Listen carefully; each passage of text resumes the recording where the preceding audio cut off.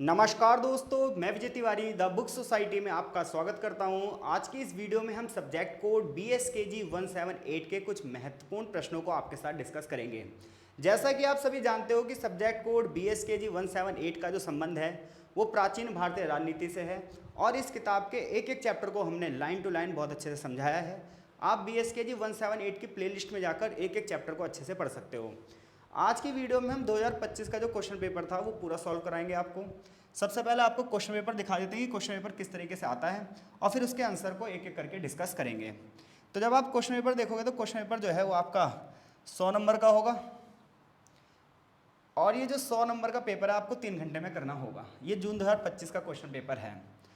Question paper के अगर हम पहले पार्ट की बात करें तो इसमें आपको 10-10 नंबर के 5 क्वेश्चन दिए जाएंगे और टोटल 7 ऑप्शन होंगे। 7 में से आपको 5 क्वेश्चन करने होंगे, यानी कि सबसे पहले क्या है 10-10 नंबर के 5 क्वेश्चन होंगे और इन 5 क्वेश्चनों के लिए आपको कितने विकल्प दिए जाएंगे? 7 विकल्प दिए जाएंगे और इन 7 में से आप कोई से भी 5 कर सकते हो जो आपको अच्छे से आते हों, यानी कि 2 क्वेश्चन यहाँ पर आपको छोड़ने हैं। जैसे कि आप देख सकते हैं लिखा भी हुआ है कि निम्नलिखित में से किन्हीं 5 प्रश्नों के उत्तर दीजिए।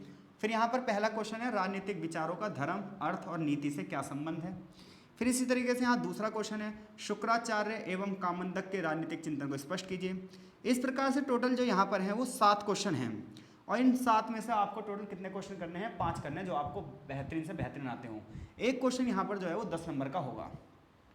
अब हम बात करते हैं पार्ट बी की। अब अगर पार्ट 2 की बात करेंगे आप यहाँ पर तो 8-8 नंबर के यहाँ पर 5 क्वेश्चन करने हैं। सेम पैटर्न है, यहाँ पर भी आपको 7 ऑप्शन मिलेंगे। टोटल 7 ऑप्शन जो मिलेंगे इनमें से कोई से भी 5 कर सकते हो, लेकिन अब की बार एक क्वेश्चन जो है 8 नंबर का होगा। सेक्शन सी में जाओगे जब आप तो यहाँ पर क्या होगा 4 ऑप्शन मिलेंगे। इन 4 में से कोई से आपको 2 करने होंगे और एक क्वेश्चन जो है यहाँ पर वो 5 नंबर का होगा, यानी कि 10-10 नंबर के 5 क्वेश्चन होंगे, 8-8 नंबर के 5 क्वेश्चन होंगे और 5-5 नंबर के 2 क्वेश्चन। ये 2025 का क्वेश्चन पेपर था। अगर इस बार पैटर्न चेंज हुआ तो फिर चीज़ें अलग हो सकती हैं। बाकी पिछले साल का जो क्वेश्चन पेपर है वो मैं आपके सामने दिखा चुका हूँ।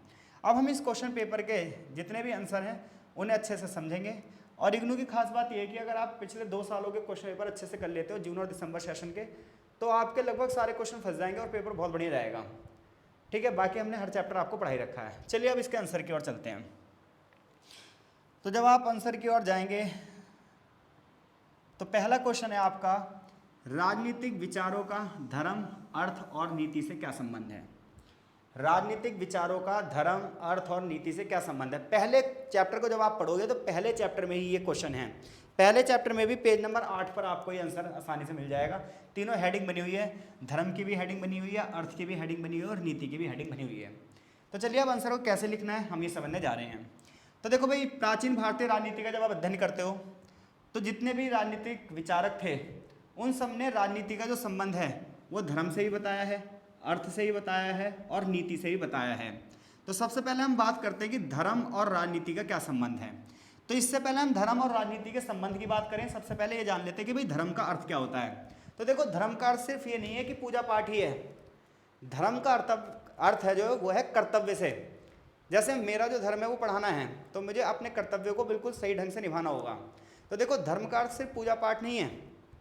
जब आप प्राचीन भारतीय राजनीति पढ़ते हो तो वहाँ पर धर्म का अर्थ सिर्फ पूजा पाठ नहीं है, बल्कि धर्म का अर्थ कर्तव्यों से है कि प्रत्येक व्यक्ति को अपने धर्म का पालन करना चाहिए, यानी कि प्रत्येक व्यक्ति को अपने कर्तव्यों का पालन करना चाहिए, क्योंकि प्रत्येक व्यक्ति किसी न किसी प्रकार से अलग अलग कर्तव्यों में जुड़ा है। जैसे एक पिता का कर्तव्य हो सकता है, एक बेटे का कर्तव्य हो सकता है, एक माता का कर्तव्य हो सकता है, एक राजा का कर्तव्य हो सकता है प्रजा के प्रति, प्रजा का कर्तव्य हो सकता है राजा का देश के प्रति। तो इस प्रकार से प्रत्येक व्यक्ति अलग अलग भूमिकाओं में बंधा हुआ है और वो अपनी भूमिका का पालन किस तरीके से कर रहा है मैटर ही करता है। तो प्राचीन भारतीय राजनीति में सबसे पहले ये बात ध्यान रखना कि धर्म जो है वो सिर्फ पूजा पाठ तक ही सीमित नहीं है, बल्कि जो धर्म है वो कर्तव्य से भी जुड़ा हुआ है, न्याय से भी जुड़ा हुआ है और नैतिकता से भी जुड़ा हुआ है। राजा का प्रमुख धर्म ये था कि वो धर्म की रक्षा करे, धर्म के अनुसार समाज को चलाए, प्रत्येक व्यक्ति अपने कर्तव्यों का पालन करे। जो व्यक्ति भी अपने कर्तव्य के रास्ते से विमुख होता है, राजा क्या करे, उसे उस रास्ते पर लेकर आए। चाहे आप मनुस्मृति का अध्ययन कर लीजिए, महाभारत का अध्ययन कर लीजिए, रामायण का अध्ययन कर लीजिए, हर ग्रंथ में धर्म के अनुसार शासन चलाने पर बल दिया गया है और राजा को ही प्रजा का संरक्षक माना गया है। और ये माना गया है कि राजा अगर धर्म से हट गया तो राज्य में अशांति आएगी, अव्यवस्था फैलने लग जाएगी। यानी कि जो राजा अपने धर्म की रक्षा नहीं कर पाएगा, जो राजा धर्म के रास्ते पर नहीं चल पाएगा, जो राजा अपने कर्तव्यों का पालन नहीं करेगा, उसके शासनकाल में अराजकता आ सकती है, राज्य धर्म से विमुख हो सकता है और हर जगह अव्यवस्था फैल सकती है। तो प्राचीन भारतीय राजनीति में राजनीति का जो संबंध है वो धर्म से किस प्रकार से है? तो सबसे पहले बात ध्यान रखना, धर्म का अर्थ सिर्फ पूजा पाठ नहीं है, बल्कि धर्म का संबंध कर्तव्य से है, धर्म का अर्थ न्याय से है, धर्म का अर्थ नैतिक आचरण से है, सही गलत में भेद बताने से है। हर व्यक्ति के अपने अपने कर्तव्य हैं, अपने अपने धर्म के रास्ते पर चलना है। ऐसे में जब हम राजा की बात करते हैं तो राजा का प्रमुख कर्तव्य है कि वो धर्म की रक्षा करे और खुद भी धर्म की राह पर चले और प्रजा को भी धर्म की राह पर ले जाए।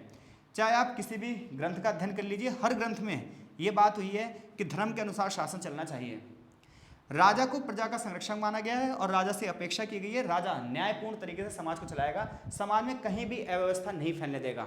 जो राजा धर्म के रास्ते पर नहीं चलता उसके समाज में अव्यवस्था फैलती ही फैलती है। ठीक है, अब हम बात करते हैं अर्थ का राजनीतिक संबंध। तो अर्थ का अर्थ होता है धन, संसाधन, आर्थिक व्यवस्था। जो देश आर्थिक रूप से संपन्न नहीं होगा वहाँ की राजनीति कभी स्थिर नहीं हो सकती। जिस देश की अर्थव्यवस्था ही बेकार होगी, जिस देश में गरीबी, बेरोजगारी, भुखमरी बहुत ज़्यादा फैली होगी, उस देश की राजनीति सही से चल ही नहीं सकती, क्योंकि जनता हमेशा गुस्से में ही होगी। तो यहाँ पर अर्थ का संबंध धन से है और कौटिल्य द्वारा रचित जो अर्थशास्त्र है, आपने सुना ही होगा कौटिल्य का नाम, कौटिल्य ने जो पुस्तक लिखी है अर्थशास्त्र, वो अर्थशास्त्र राजनीति के ऊपर विस्तृत ग्रंथ है। इसमें बताया गया है कि हर राज्य की जो आर्थिक शक्ति है वो सबसे महत्वपूर्ण होती है। जितने देश की मजबूत अर्थव्यवस्था होगी उतना ही देश भी मजबूत होगा। एक देश में कर व्यवस्था अच्छे से होनी चाहिए, व्यापार को बढ़ावा देना चाहिए राजा को, कृषि को बढ़ावा देना चाहिए, राजकोष यानी कि देश का जो खजाना है वो एकदम भरा रहना चाहिए। अगर प्रजा की समृद्धि होगी तभी राज्य की समृद्धि होगी, अगर प्रजा की समृद्धि नहीं होगी तो राज्य की समृद्धि भी नहीं हो सकती। तो अर्थ का मतलब यहाँ पर धन से है। जिस देश में धन धान्य भरा होगा, राजा को ज़्यादा से ज़्यादा कर की प्राप्ति होगी, प्रजा जितनी खुशहाल होगी, प्रजा जितनी संपन्न होगी, राज्य भी उतना ही संपन्न होगा।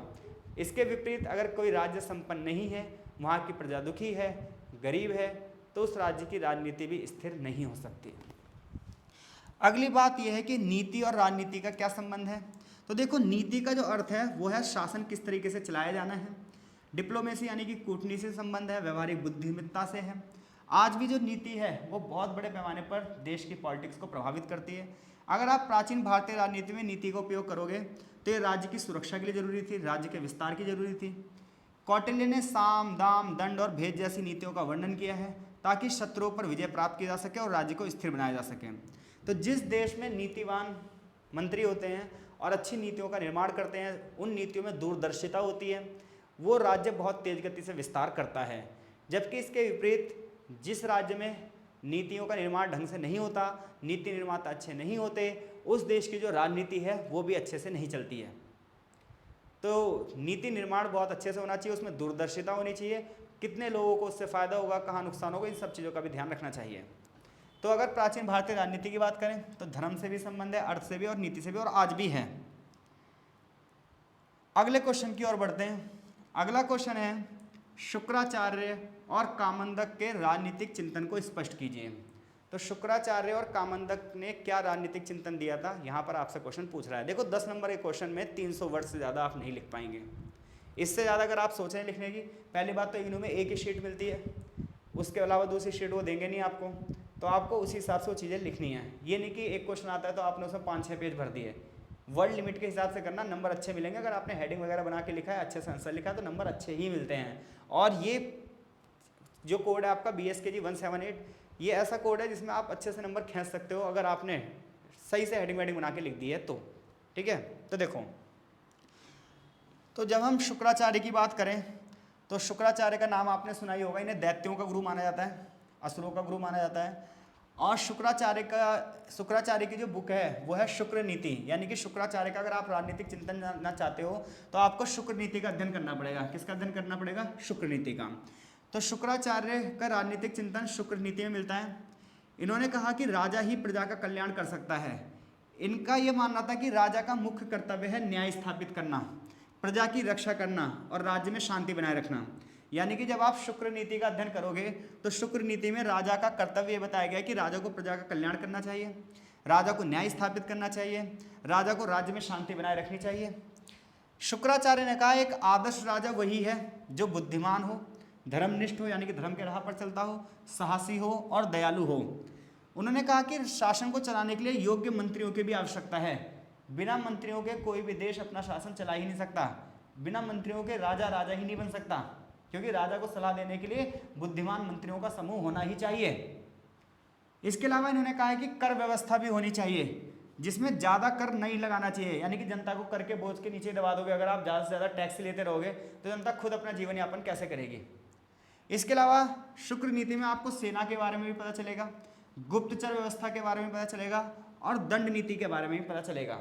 इस प्रकार से शुक्राचार्य ने अपनी पुस्तक शुक्र नीति में विस्तृत रूप से राजनीतिक व्यवस्था का वर्णन किया है, जिससे हमें राजा के कर्तव्यों के बारे में, मंत्रियों के विषय के बारे में, सेना के बारे में, दंड व्यवस्था किस प्रकार से होनी चाहिए, टैक्स सिस्टम यानी कर व्यवस्था किस प्रकार से होनी चाहिए, इन सब का हमें विस्तार से वर्णन मिलता है वहाँ पर। अब हम बात करते हैं कामंदक के राजनीतिक चिंतन की। तो जब आप कामंदक के राजनीतिक चिंतन का अध्ययन करना चाहते हैं तो आपको कामंदकीय नीतिसार का अध्ययन करना पड़ेगा। ऐसा माना जाता है कि जो कामंदक थे ये कौटिल्य के अर्थशास्त्र से प्रभावित थे। इनका ये मानना था कि राजनीति जो है व्यवहारिक कला है। इन्होंने कहा है कि राज्य जो है, राज्य का जो केंद्र है वो राजा होता है। यानी कि कामंदक के चिंतन का अध्ययन करना चाहते हो आप तो किसको पढ़ना पड़ेगा, आपको कामंदकीय नीतिशास्त्र का अध्ययन करना पड़ेगा। इसके अलावा कामंदक किसके अध्ययन से प्रभावित थे, कौटिल्य के। इसके अलावा अगर हम बात करें तो इन्होंने कहा है कि राज्य का केंद्र कौन है, राजा है। इनका ये मानना था राजा को सदैव सतर्क रहना चाहिए, बुद्धिमान होना चाहिए, दूरदर्शी होना चाहिए।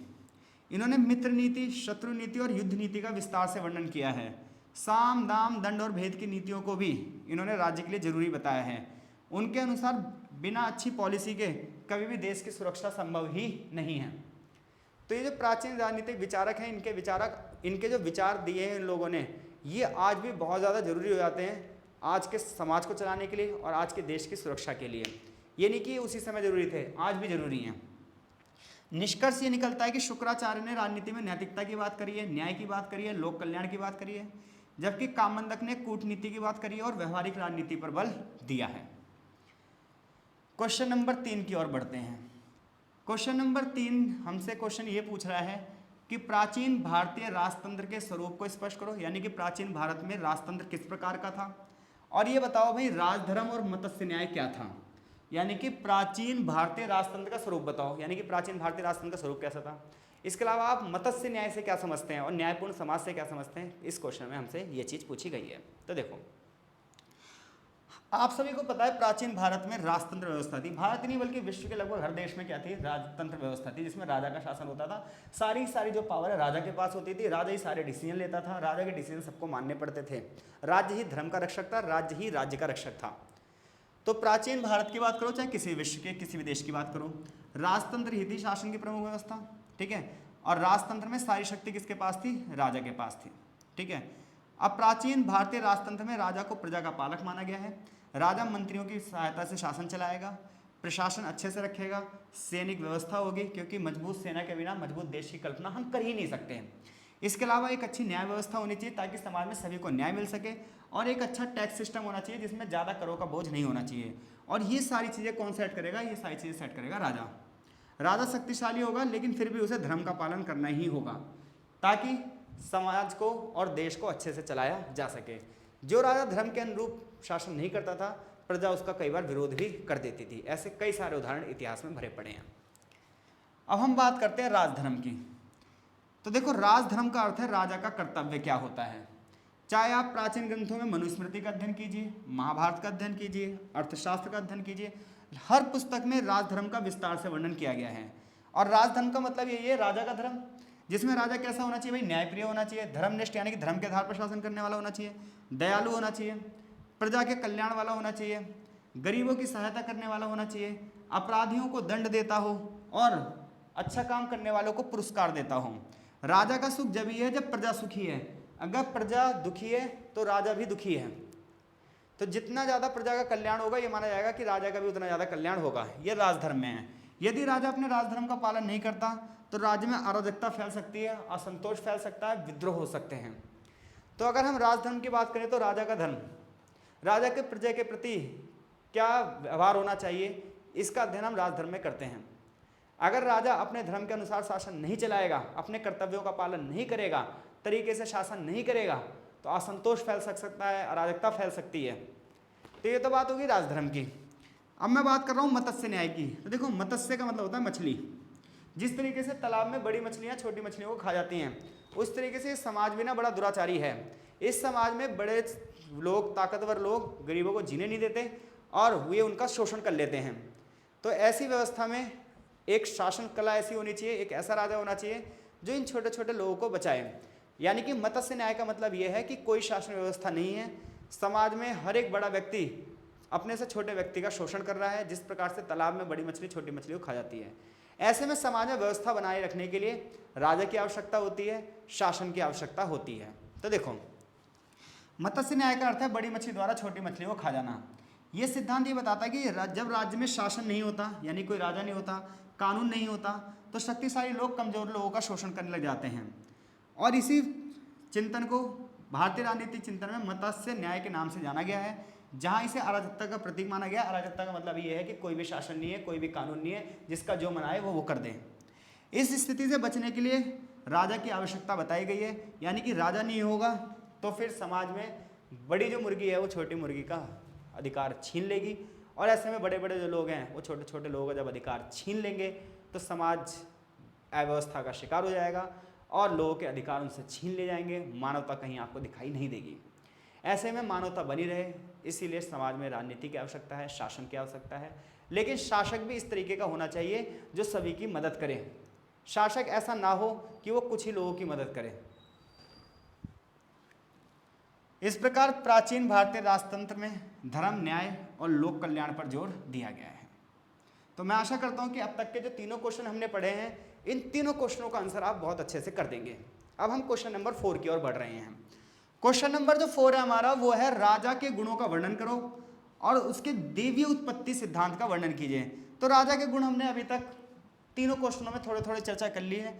तो राजा के गुण प्राचीन ग्रंथों में, हर ग्रंथ में यही बताए गए हैं। राजा को धर्मनिष्ठ होना चाहिए, न्यायप्रिय होना चाहिए, साहसी होना चाहिए, बुद्धिमान होना चाहिए, दयालु होना चाहिए, सत्य बोलने वाला होना चाहिए, और सबसे बड़ी बात यह है राजा के अंदर आत्मसंयम होना चाहिए। जिस राजा के अंदर आत्मसंयम नहीं होगा, यानी खुद पर कंट्रोल नहीं होगा, वो प्रजा पर क्या ही कंट्रोल कर लेगा। यानी कि अगर हमें दूसरों पर शासन करना है तो सबसे पहले हमें खुद पर शासन करना सीखना होगा, और ये राजा का गुण बताया गया है।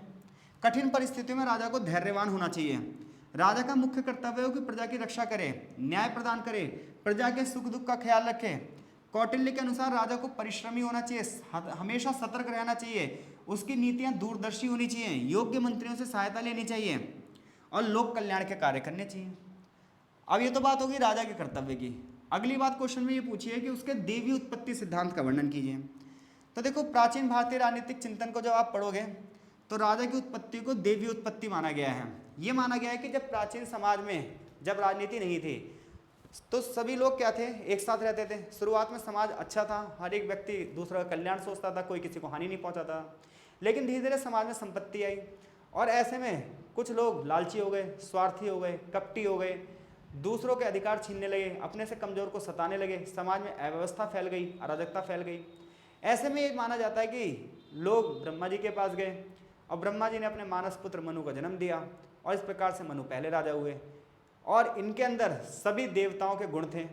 तो इसलिए राजा, ये जो राजा की उत्पत्ति का सिद्धांत है, इसे देवी उत्पत्ति का सिद्धांत कहा जाता है कि राजा की जो रचना है वो देवीय माध्यम से हुई है, धर्म के माध्यम से हुई है। तो देखो, जब आप मनुस्मृति का अध्ययन करोगे तो ये माना गया है समाज में अराजकता फैली हुई थी, मत्स्य न्याय फैला हुआ था। ऐसे में लोगों की रक्षा करने के लिए ईश्वर ने राजा की स्थापना की और देवताओं के तेजों के अंश से राजा का निर्माण हुआ। राजा में इंद्रदेव, यमदेव, सूर्यदेव, अग्निदेव और चंद्रदेव जैसे देवताओं के गुण माने गए हैं। देवी उत्पत्ति सिद्धांत का उद्देश्य यह है कि राजा की प्रतिष्ठा रहे और लोग राजा को फॉलो करें, राजा की सत्ता मजबूत रहे ताकि प्रजा उसका सम्मान करे, उसके आदेशों का पालन करे। अगर राजा धर्म का पालन करेगा तो प्रजा भी धर्म का पालन करेगी, अगर राजा खुद अधर्म करेगा तो प्रजा उसको उसके पद से हटा देगी। तो इस प्रकार से राजा की जो उत्पत्ति हुई है वो एक सोशल कॉन्ट्रैक्ट के सिद्धांत से हुई है, जिसमें राजा को राजा इसलिए बनाया गया ताकि वो प्रजा की रक्षा करे। अगर राजा प्रजा की रक्षा करने में नाकामयाब रहता है तो प्रजा को चाहिए कि वो अपने राजा को हटा दे और उसकी जगह किसी दूसरे राजा को राजा बनाए। क्वेश्चन नंबर हमारा जो 5 है बहुत बढ़िया क्वेश्चन है, मोस्ट रिपीटेड क्वेश्चनों में से एक है कि अर्थशास्त्र पुस्तक में न्यायालय के कुछ प्रकार बताए गए हैं, जिसमें से एक है राजकीय न्यायालय, एक है धर्मस्थीय न्यायालय और एक है कंटक शोधन न्यायालय। इनका विस्तार पूर्वक हमें वर्णन करना है। तो सबसे पहले देखो, जब आप अर्थशास्त्र पुस्तक की बात करते हो तो अर्थशास्त्र पुस्तक किसने लिखी है? आचार्य कौटिल्य ने लिखी है, जिन्हें हम चाणक्य के नाम से भी जानते हैं, विष्णुगुप्त के नाम से भी जानते हैं। जब हम अर्थशास्त्र का अध्ययन करते हैं तो इसमें विभिन्न प्रकार के न्यायालयों की स्थापना लिखी है और इनमें से एक न्यायालय है राजकीय न्यायालय।